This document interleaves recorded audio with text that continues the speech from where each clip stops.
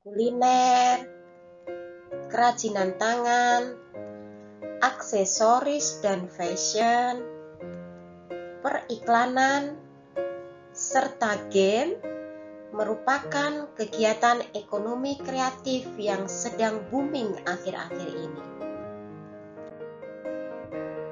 Pemuda masa kini yang mudah menjangkau segala informasi melalui internet memiliki peluang yang besar untuk terlibat dalam ekonomi kreatif bangsa.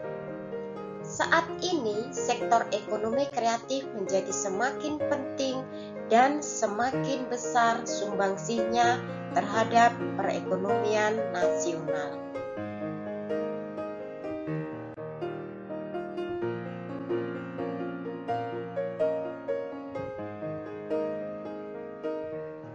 Assalamualaikum warahmatullahi wabarakatuh. Selamat pagi. Bagaimana kabar kalian hari ini? Semoga kalian dalam keadaan sehat ya. Dan tentunya harus selalu tetap semangat.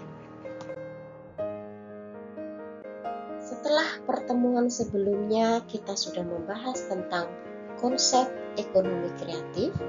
Hari ini kita akan melanjutkan materi kita, yaitu tentang jenis ekonomi kreatif dan upaya peningkatannya. Oleh karena itu, simak baik-baik ya.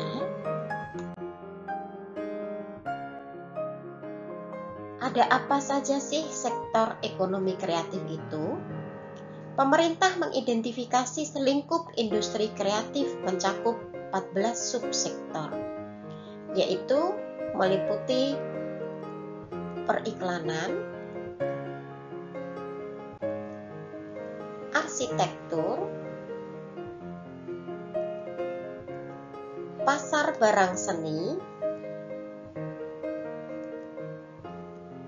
kerajinan, desain,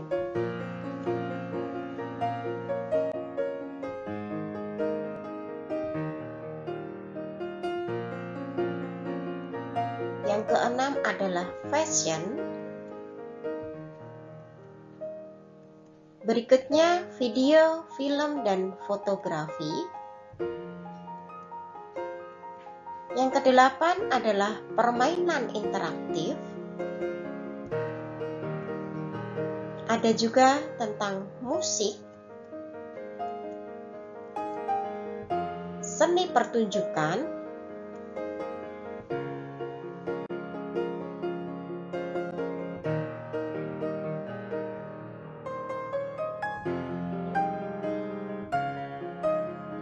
penerbitan dan percetakan,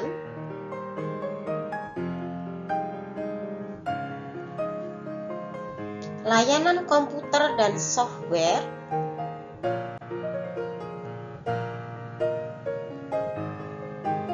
televisi dan radio, dan yang terakhir ada riset dan pengembangan. Mari kita bahas satu persatu ya. Sektor pertama yang akan kita bahas yaitu tentang periklanan. Coba kalian perhatikan sekarang, banyak sekali kan iklan-iklan dengan konsep kreatif. Nah, kegiatan periklanan kreatif ini sangat memanfaatkan media dalam proses pendistribusiannya. Kegiatan periklanan merupakan komunikasi satu arah dengan menggunakan medium tertentu. Kegiatan ini bisa meliputi proses kreasi, operasi, dan distribusi dari periklanan yang dihasilkan. Periklanan ini bisa berupa iklan TV, radio, brosur, iklan sosial media, spanduk, dan lain-lain untuk memasarkan produk atau jasa.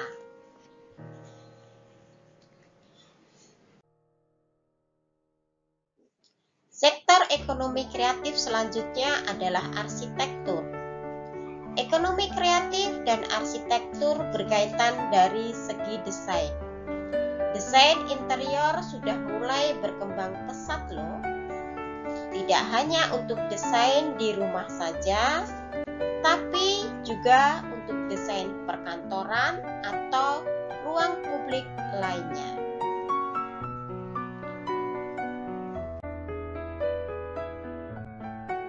Sektor yang ketiga adalah pasar barang seni.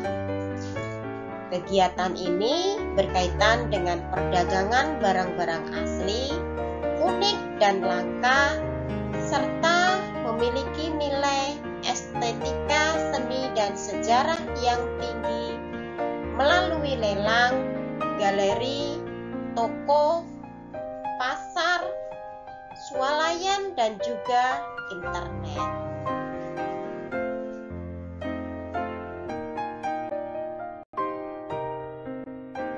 Sektor kerajinan.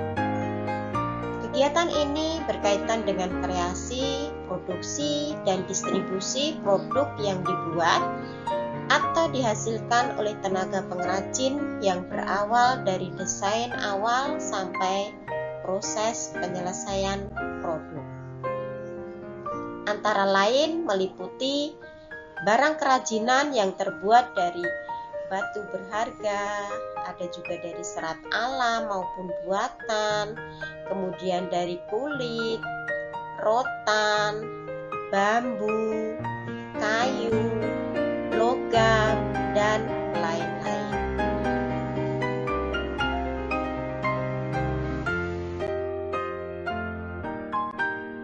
Berikutnya adalah sektor desain. Kreativitas ini berkaitan dengan kreasi desain grafis, desain interior, desain produk, desain industri, konsultasi identitas, perusahaan dan jasa riset, pemasaran serta produksi, kemasan, dan juga jasa pengepakan.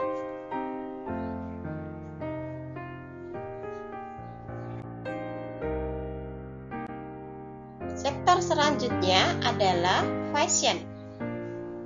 Kegiatan ini berkaitan dengan kreasi desain, produk barang, konsultasi lini produk, dan juga distribusi.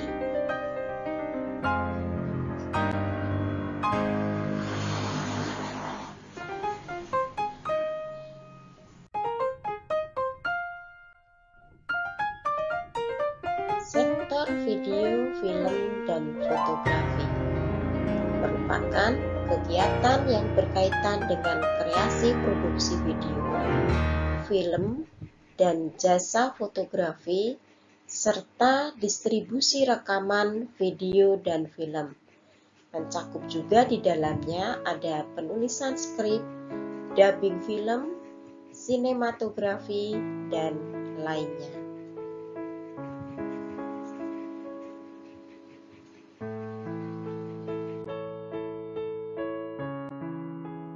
Sektor yang kedelapan yaitu permainan interaktif atau game. Kegiatan ini berkaitan dengan kreasi, produksi, dan distribusi permainan komputer dan video yang bersifat hiburan, ketangkasan, dan juga edukasi. Sektor permainan interaktif bukan didominasi sebagai hiburan semata-mata, tetapi juga sebagai alat bantu pembelajaran atau edukasi.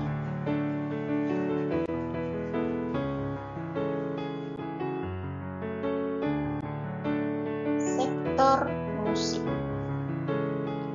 Sektor ini berkaitan dengan kreasi atau komposisi pertunjukan, reproduksi, dan distribusi dari rekaman suara.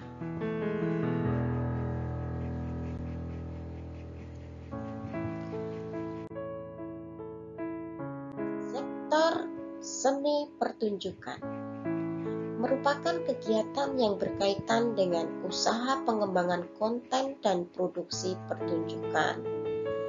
Misalnya, pertunjukan wayang, drama, musik, dan yang lainnya.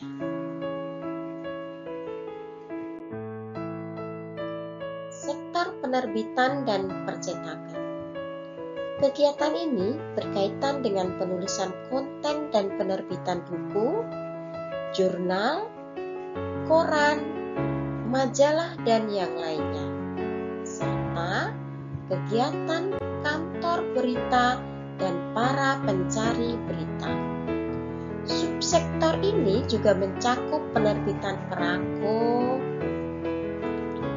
materai, uang kertas, dan juga penerbitan foto, percetakan lukisan, dan lain-lain.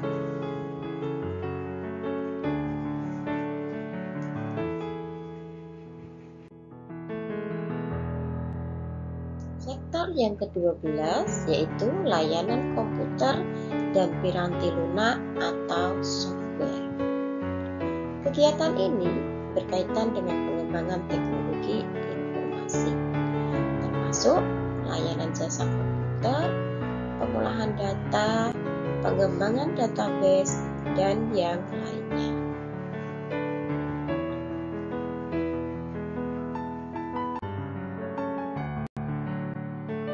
Sektor yang ke-13 yaitu televisi dan radio. Kegiatan ini berkaitan dengan usaha kreasi produksi dan pengemasan acara televisi seperti kuis, reality show, infotainment, dan yang lainnya. Kegiatan ini juga mencakup penyiaran dan transmisi konten acara televisi dan radio.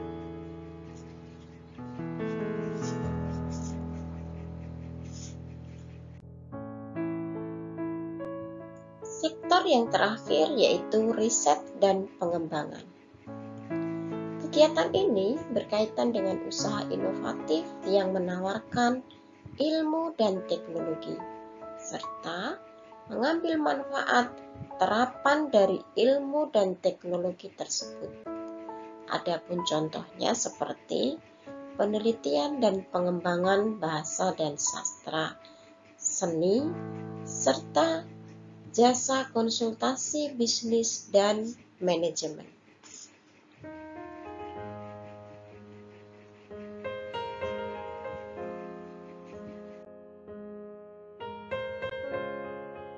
Upaya yang dilakukan untuk meningkatkan ekonomi kreatif di Indonesia.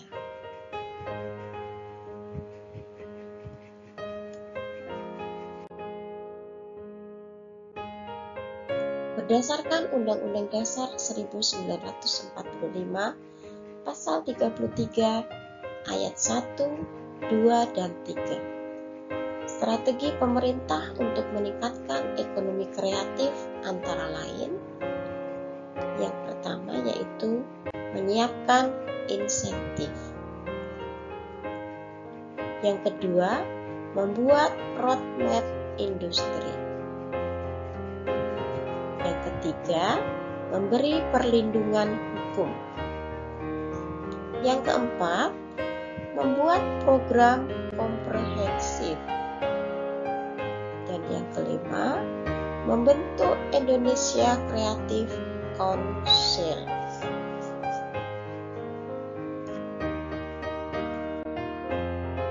Sedangkan upaya pengembangan yang dilakukan oleh Kementerian Perdagangan antara lain sebagai berikut.